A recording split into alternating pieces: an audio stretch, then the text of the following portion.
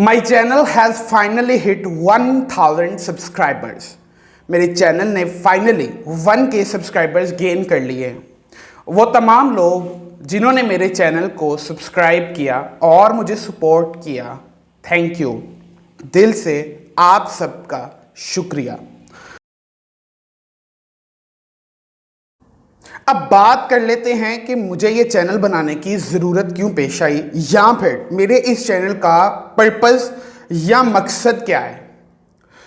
मैंने जब मैट्रिकुलेशन किया था बैक इन 2016, तो मैट्रिक करने के बाद मेरे पास कोई रास्ता नहीं था। मुझे ये नहीं पता था कि मुझे किधर जाना है। मुझे सिर्फ दो फील्ड्स के बारे में आइडिया था। First one is of course you all know medical, कि आप डॉक्टर बन जाओ, and the second one engineering, कि आप इंजीनियरिंग कर लो।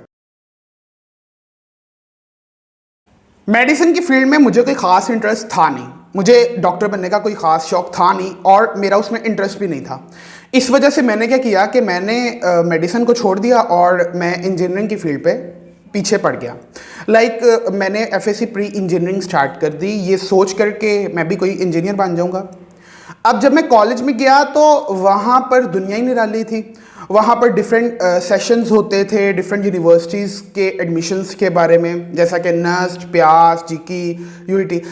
अब जो लोग इंजीनियरिंग के साथ ख़ास शगफ रखते हैं, जिनको इंजीनियरिंग का शौक़ है, उनके लिए ये बात बहुत अच्छी है कि उनको बताया जाए कि फ़लाँ यूनिवर्सिटी में आपने कैसे एडमिशन लेना है, नर्स तक आप कैसे पहुंच सकते हो। लेकिन एक ऐसा स्टूडेंट जिसको इंजीनियरिंग में इंटरेस्ट ही नहीं है, वो क्या करे बेचारा। हमारे कॉलेज में करियर काउंसलिंग के सेशंस होते थे और उसमें सिर्फ यही बताया जाता था कि आपको फ़लाँ यूनिवर्सिटी में जाना है, आपको फ़लाँ यूनिवर्सिटी में जाना है, आपको नर्स्ट का एंट्री टेस्ट क्लियर करने के लिए हमारे इंस्टीट्यूट में आना है, आपको अगर प्यास जाना है तो आप फ़लाँ जगह से कोचिंग ले लें, आप हमसे एंट्री टेस्ट की क्लासेस ले लें। हर बंदा जो है वो अपना कोर्स बेचने के चक्करों में आपको वो गाइडेंस देता है जिससे उसको फ़ायदा मिल सके, और जो कि कोई बहुत अच्छी बात नहीं है। अब अगर एक स्टूडेंट है जो प्री इंजीनियरिंग में स्टडी कर रहा है, अब जब तक उसको बाकी फील्ड्स के बारे में पता ही नहीं होगा तो वो कैसे जाएगा उन सब में। एक अनएक्सप्लोर्ड फील्ड थी आज से कुछ साल पहले तक, अब तो काफ़ी सैचुरेशन हो गई है। चार्टर्ड अकाउंटेंसी, जो लोग प्री इंजीनियरिंग करते हैं उनको पता ही नहीं होता कि चार्टर्ड अकाउंटेंसी नाम की कोई फील्ड भी एग्जिस्ट करती है, और अगर एग्जिस्ट करती है तो इसको क्वालिफाई कैसे किया जाता है, इसको परस्यू कैसे किया जाता है। इसी तरह से और बहुत सी ऐसी फील्ड्स हैं जो अभी अनएक्सप्लोर्ड हैं। लेकिन अब आपने इस बारे में टेंशन नहीं लेनी, क्योंकि मैंने ये सोचा, मैंने ये फैसला किया कि जब मैं स्कूल में था तो मुझे गाइड करने वाला कोई नहीं था। लेकिन जैसे जैसे मेरा सफ़र आगे बढ़ता गया, मुझे बहुत सी ऐसी फील्ड्स के बारे में पता चला कि जो अगर मुझे उस टाइम पे पता होती तो शायद आज मैं वही परस्यू कर रहा होता, आज मेरा प्रोफेशन वही हो। वो तमाम स्टूडेंट्स जो अभी मैट्रिकुलेशन के एग्ज़ाम्स देकर फारिग हैं या जिनके एग्ज़ाम्स होने वाले हैं, मेरी उनसे एक छोटी सी रिक्वेस्ट है कि आप सबसे पहले ये डिसाइड करें कि आपको लाइफ में करना क्या है। हमारे 99% स्टूडेंट्स का ये एटीट्यूड होता है कि कॉलेज चलते हैं, पहले FSC कर लेते हैं, पहले ICS या ICOM कर लेते हैं, उसके बाद सोचेंगे कि क्या करना है। नहीं, आपको पहले ये डिसाइड कर लेना चाहिए कि आपको क्या करना है, आपको किस जगह जाना है।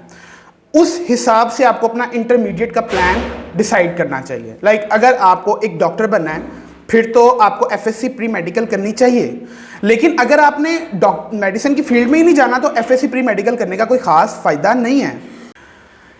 इसी तरह से अगर आपने इंजीनियरिंग करनी है तो आपको FSC प्री इंजीनियरिंग ज़रूर करनी चाहिए। लेकिन बहुत सी ऐसी यूनिवर्सिटीज़ हैं जो आपको DAE डिप्लोमा की बेस पे भी जो एडमिशन है वो देती हैं, और DAE का सबसे बड़ा फ़ायदा ये होता है कि आप जिस भी फील्ड में जा रहे हैं, अगर आपने इलेक्ट्रिकल इंजीनियरिंग करनी है और उससे पहले आप इलेक्ट्रिकल में DAE का डिप्लोमा कर लेते हैं, तो उसका फ़ायदा ये होता है कि आपको पहले से उसकी थोड़ी बहुत नो हाउ होती है और आप अपनी डिग्री के साथ साथ अर्निंग भी कर सकते हैं, किसी जगह जॉब कर सकते हैं उस फील्ड से रिलेटेड, और आप उसमें बेहतर परफॉर्म कर सकते हैं।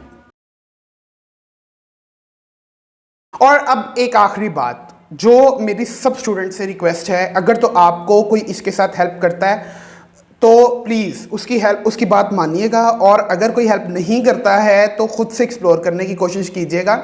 वैसे मैं इसमें काफ़ी हेल्प कर रहा हूँ आपकी, अगर हो सके तो मेरे चैनल को सब्सक्राइब कर दीजिएगा। आप फ़र्ज़ करें कि आप एक गाड़ी में बैठे हैं और वो गाड़ी बहुत तेज़ी से जा रही है, लेकिन इस गाड़ी की मंजिल क्या है, इस गाड़ी को कहाँ जाना है, ये इस गाड़ी को पता नहीं है, मालूम नहीं है। हाँ, जा तो बहुत तेज़ी से रही है लेकिन कोई डायरेक्शन नहीं है, कोई पता नहीं है कि किधर को जाना है।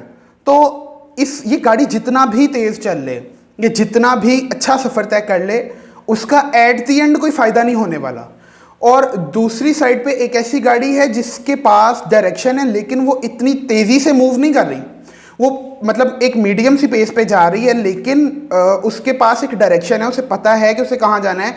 अल्टीमेटली जो दूसरी गाड़ी है वो अपनी जगह पर पहुंचने के काबिल है, उसको पता है कि उसको कहाँ जाना है। सिमिलरली यही हाल है एक ऐसे स्टूडेंट का कि जिसको पता है कि उसको कहाँ जाना है, जिसको अपने इंटरेस्ट्स के बारे में पता है। और आज का हमारा सबसे बड़ा अलमिया ये है कि हम लोगों को हमारे इंटरेस्ट्स के बारे में नहीं पता। बहुत से ऐसे स्टूडेंट्स हैं, बल्कि अगर मैं कहूँ कि 99% स्टूडेंट्स ऐसे हैं कि जिनको अपने इंटरेस्ट्स के बारे में नहीं पता, जिनको फील्ड्स के बारे में नहीं पता, जो सिर्फ ये समझते हैं या जिनको सिर्फ यही गाइड किया जाता है कि मेडिसिन, इंजीनियरिंग, लॉ यही हैं सब फील्ड्स। तो आपसे मेरी ये रिक्वेस्ट है कि ख़ुद भी इसके बारे में एक्सप्लोर कीजिएगा और मेरे चैनल को भी सब्सक्राइब कीजिएगा।